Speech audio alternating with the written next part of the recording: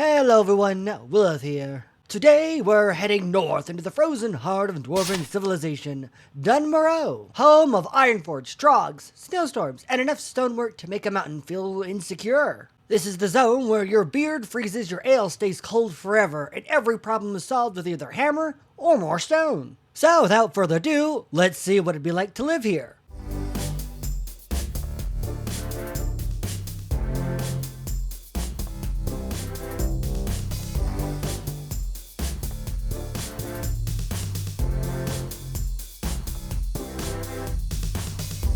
This region is a massive mountain range packed with steep cliffs, narrow passes, and natural defenses everywhere you look. Invading this region would be just an absolute nightmare. It's blanketed in snow almost year-round, and yes, I did say almost. In midsummer, or whatever passes for summer up here, the region experiences a brief thaw.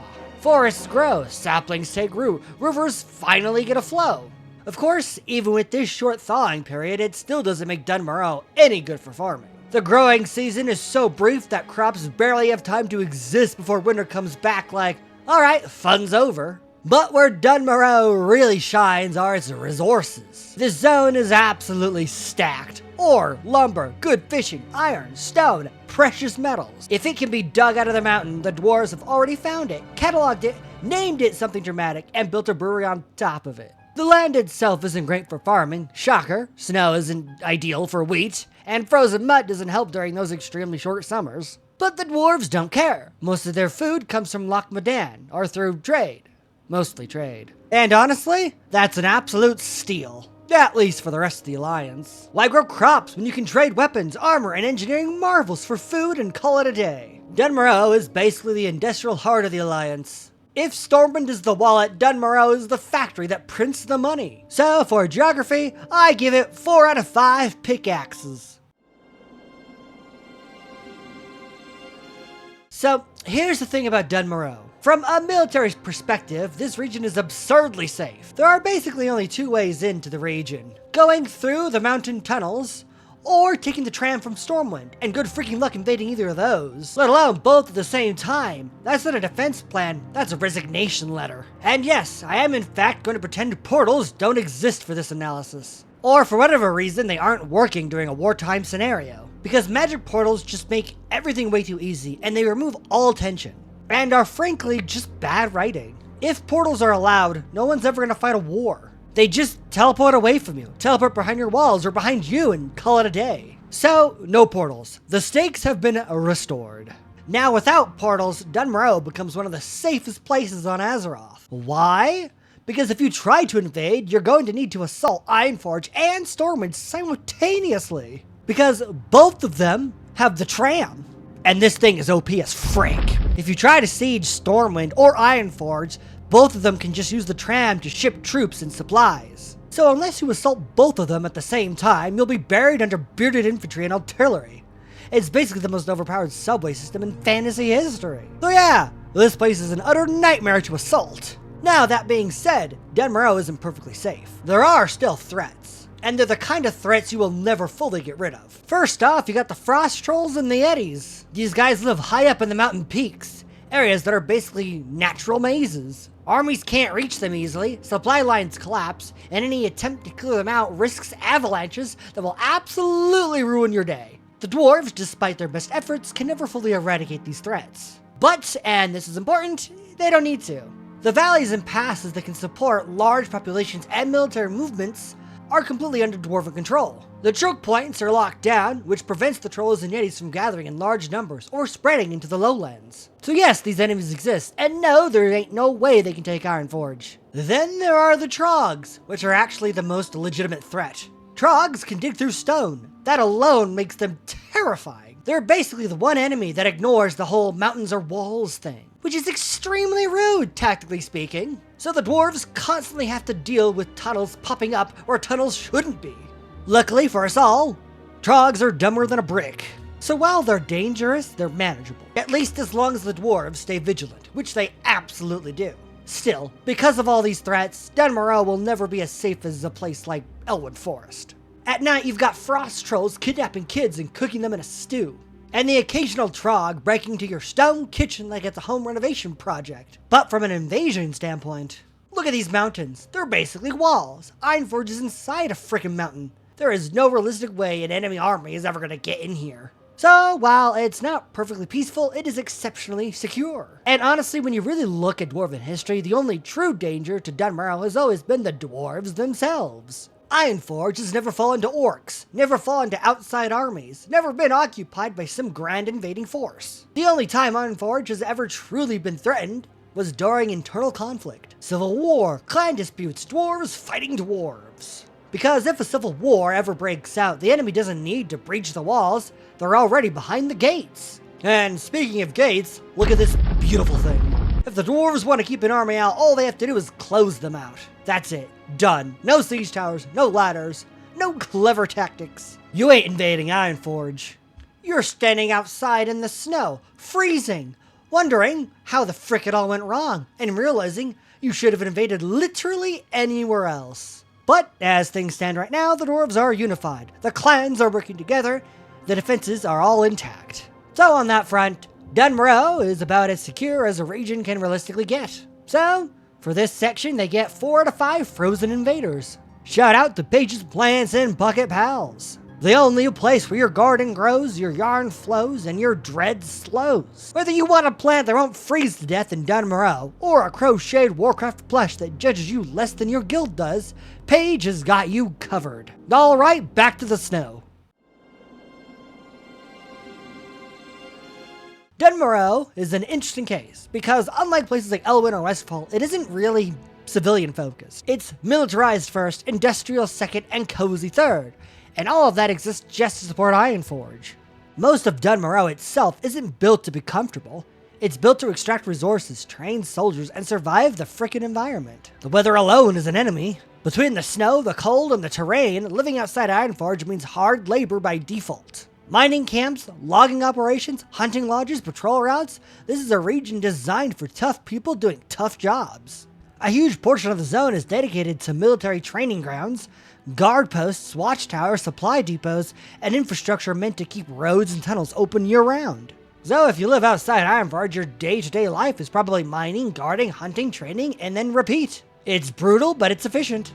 And all of that effort funnels inward, straight into Ironforge, because Ironforge is where the real development happens. That city isn't just a home, it's a freaking continental-scale factory. The dwarves there process raw materials into weapons, armor, machines, and infrastructure. Not just for themselves, but for the entire Alliance. Ironforge is supporting Stormwind's military, Alliance engineering, trade goods across continents, and logistical supply chains that keeps wars running. Meanwhile, the city itself is incredibly cozy. It's underground, climate-controlled, well-lit, and packed with taverns, guild halls, forges, and living quarters. You've got warmth, security, community, and a strong sense of home, all tucked safely inside a mountain that no one's cracking up in anytime soon. So while Dun Morogh looks harsh on the surface, it is intentionally designed that way. The hardship is external, and the comfort is internal. And that's honestly very dwarven. So I give this section 5 out of 5 anvils. If you live outside Ironforge, your job options are very dwarven. You're probably a miner digging ore out of the mountains that actively want you dead, a lumber worker chopping frozen trees in a blizzard, a hunter tracking game in whiteout conditions, a guard patrolling mountain passes at night, or a soldier training to fight trolls, yetis, and trogs on a rotating basis. There's not much room for career exploration out here. You don't find yourself in Dun Morogh, you find hypothermia. That said, the pay is solid. These jobs are dangerous, essential, and respected, so dwarves who work outside the city are compensated well, mostly so they can afford better beer when they come back inside. Now, compare that to the inside of Ironforge. Inside the mountain, the job market absolutely explodes. You've got blacksmiths and armorers, engineers and mechanists, brewers, the most important profession, merchants and traders, bankers, guild leaders, logistics planners, military officers, tacticians and quartermasters, artisans, masons, jewel crafters, and weapon designers. Ironforge doesn't just employ dwarves, it feeds the Alliance war machine. If Stormwind, or anyone else in the Alliance, needs weapons, armor, cannons, or machines, they come from here.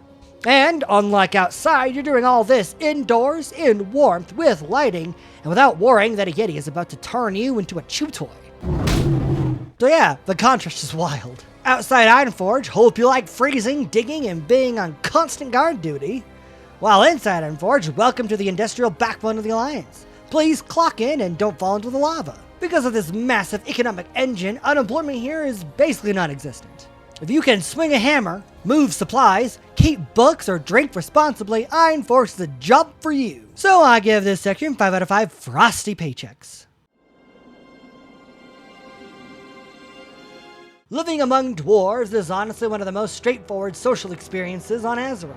Dwarves are not complicated people. They don't care where you're from, what you worship, or what you look like. They only care about 3 things. Do you work hard? Do you pull your weight? Are you respectful? If the answer is yes to all 3, congratulations. You're basically an honorary clan member already. Dwarven culture is built around labor, craft, honor, and shared effort. If you show up on time, do your job well, and don't act like you're better than anyone else, you'll get along just fine. They're not preachy, they're not judgmental, and they're absolutely not interested in converting you to anything. You want to worship the light? Fine. Ancestors? Fine. Loa? Weird, but fine. Nothing at all? Also fine. As long as you're not summoning demons in the break room or raising the dead in the brewery, the dwarves really don't care. That said, not everyone fits in perfectly. Elves, for example, are a bit of a mixed bag. Night elves? Mostly fine. They're quiet, nature-focused, and a little smug, but tolerable. High elves? Polite, if slightly exhausting. Blood elves? Oh heck no. That relationship is held together entirely by alliance diplomacy and the dwarves' patience. Dwarves don't vibe with excessive pride, fragile egos, or people who act like hard work is beneath them. If you start lecturing a dwarf about how refined your culture is while he's hauling ore in a blizzard, that conversation is ending with you being absolutely ignored. And as for the Forsaken, absolutely not. Undead walking around pretending everything is fine? Messing with bodies? Dark magic with no clear ethical framework? That's crossing about 17 moral lines at once. But for the most part, Alliance races and most other Horde races, humans, gnomes, orcs, and Draenei, integration would be pretty smooth. Dwarves respect soldiers, engineers, craftsmen, and anyone willing to sweat for their community. Socially, they're loud but loyal, gruff but generous. You'll get roasted constantly, but the second someone else messes with you, that is suddenly their problem. Living with a dwarf means shared meals, shared work, shared responsibility, and shared drinking whether you planned it or not. They are the kind of people who will complain about you non-stop, and still show up in force if you ever need help. So yeah, as long as you work hard, respect the craft, and don't act like you're better than the mountain itself, you'll fit right in. So I give them 5 out of 5 tankards. Dun Morogh's weather can be summed up in one sentence. It is cozy if you're a dwarf. If you're not a dwarf, this place is actively hostile. This region is cold year-round. Not, oh, it's a bit chilly cold. I'm talking snow in the morning, snow at night, snow sideways if the wind feels spicy. Most of the year is winter, and that part they call summer is just winter with slightly better vibes. The upside? The weather is incredibly stable. There's no hurricanes, no sandstorms, no volcanic eruptions, no random cosmic nonsense. Just snow. Relentless, dependable snow. From a defensive standpoint, this is absolutely fantastic. Marching an army through Dun Morogh is like asking them to fight a war while slowly being refrigerated. Supply lines freeze, morale collapses, and half your soldiers realize they didn't sign up to die in a blizzard. From a living standpoint, it's survivable. Though step outside unprepared, and the weather will absolutely humble you. Your water freezes, your fingers go numb, and your mustache becomes a structural hazard. And if you get caught in a snowstorm, that's it. You're done. You're now a historical landmark. So while Dun Morogh's weather isn't chaotic or unpredictable, to a point, it is unforgiving. It demands preparation, resilience, and a strong relationship with the fireplace, which conveniently the dwarves already have. So yes, the weather is harsh, but it's also strangely comforting. It's quiet, it's consistent, it's the kind of cold that makes you appreciate warm halls, shared meals, and not being outside anymore. But it is extreme even when prepared, and adds a lot of labor and maintenance to living conditions, working conditions, and supply lines. So I give this section a 3 out of 5 hearth fires. Right, time for my personal opinion. For me, yeah, I'd live here. I love winter. I love the dang snow. And Dun Morogh is basically an entire region built around the idea of cold builds character. This place is absolutely my vibe. Now don't get me wrong, Dun Morogh technically only has like 2 seasons, winter and slightly less winter. There's a brief cold spring where the snow melts just enough to remind you what the ground looks like. And then it's right back to the snow. And while I do love winter, I'll admit, I'd miss having all 4 seasons. That's honestly my only real gripe though, because everything else, kind of perfect. Living among the dwarves would just be peak. Great neighbors, straightforward job opportunities that are always in demand, good, honest work, mining, forging, guarding and building. None of this kill 10 wolves for exposure nonsense. You know what your job is? You do the job, you get paid, you go home, you eat well and you drink better. That's my kind of living. The only real downside I can see, some nights your neighbors are gonna get a little too rowdy. And by rowdy, I mean it's 2 a.m., someone's singing an ancient clan song at full volume, another dwarf is arguing about brewing techniques from 300 years ago, and there's a non-zero chance someone challenges a chair to a duel. But honestly, I can live with that. So I give this section a 4 out of 5. Alright, that gives Dun Morogh a total score of 30 out of 35. Which firmly places it in high A tier, knocking on the door of S tier like a dwarf asking if you've got room for one more keg. It's not perfect, the cold is brutal, the wildlife is questionable, and the mountains will try to kill you if you are careless. But it's stable, honest, well defended, and deeply livable if you're built for it. Not a vacation zone, not a tourist trap, but one of the most reliable places to actually live in Azeroth. And that's Dun Morogh. Cold, cozy, dangerous, and somehow still one of the best places to put down roots if you don't mind snow in your beard 9 months out of the year. Let me know down in the comments. Would you live here? Or would you last exactly 12 minutes before freezing solid and becoming a cautionary tale told in taverns? As always, thank you all for watching. Next time, we're heading deeper into all the Dwarven lands and asking some very important questions about who the Alliance actually needs. Until next time, guys. See ya!